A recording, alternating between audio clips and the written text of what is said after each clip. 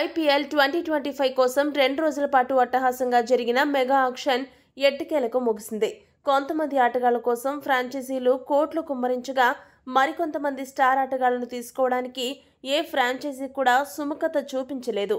ఈ వేలంలో కొంతమంది ఆటగాళ్లు అన్సోల్డ్ జాబితాల్లో ఉండడం ఆశ్చర్యాన్ని కలిగించింది. ఆ వివరాలు ఇప్పుడు చూద్దాం. ముందుగా బ్యాటింగ్ విభాగానికి వస్తే New Zealand middle order batter Daryl Mitchell, ఆ జట్టు దిగ్గజ ఆటగాడు కేన్ విలియమ్సన్ ఇద్దరిని కూడా ఏ జట్టు కొనుగోలు చేయలేదు. ఈ ఇద్దరు కూడా మిడిల్ ఆర్డర్లో యాంకర్ రోల్ పోషిస్తూ చక్కగా బ్యాటింగ్ చేసే సత్తా ఉన్నప్పటికీ ఎవ్వరూ కూడా వీరిని కొనడానికి ఆసక్తి చూపలేదు.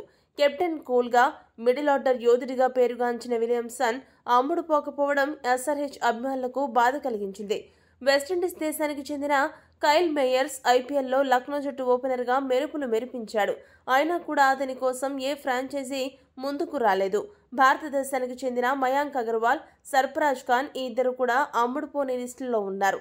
సర్ఫరాజ్ ఖాన్ 75 లక్షలు బేస్ ప్రైస్ పెట్టినప్పటికీ ఏ ఫ్రాంచైజీ కూడా అతన్ని తీసుకోలేదు. ఇది కొద్దిగా షాకింగ్ అని చెప్పాలి. ఐపీఎల్లో ఒకప్పుడు మెరుపులు మెరిపించిన ఓపెనింగ్ జోడీ జానీ బెయిర్స్టో, డేవిడ్ వార్నర్ ఈ ఇద్దరు కూడా ఈ ఆక్షన్లో అమ్ముడుపోలేదు. ఏ ఫ్రాంచైజీ కూడా ఈ మాజీ సూపర్ స్టార్లను తీసుకునే సాహసం చేయలేదు. ఇద్దరు ఎస్ఆర్హెచ్ మాజీ సూపర్ స్టార్లను ఈ స్థితిలో చూడడం హైదరాబాద్ అభిమానులకు కొద్దిగా కష్టంగానే అనిపించింది.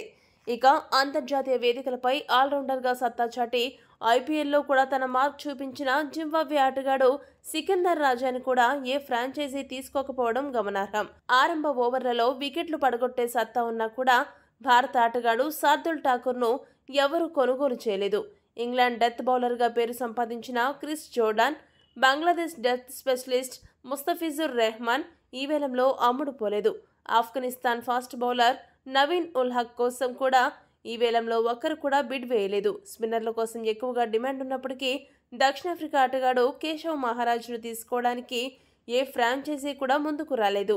చివరిగా తెలుగు ఆటగాడు కేఎస్ భరత్ కూడా ఈ వేలంలో అమ్ముడుపోలేదు. వీరు కాకుండా ఈ వేలంలో ఏ ఆటగాడు అమ్ముడుపోకపోవడం మిమ్మల్ని షాక్ గురి చేసిందో కామెంట్ చేయండి. మరిన్ని స్పోర్ట్స్ అప్డేట్స్ కోసం మా ఛానల్ను సబ్స్క్రైబ్ చేసుకోండి.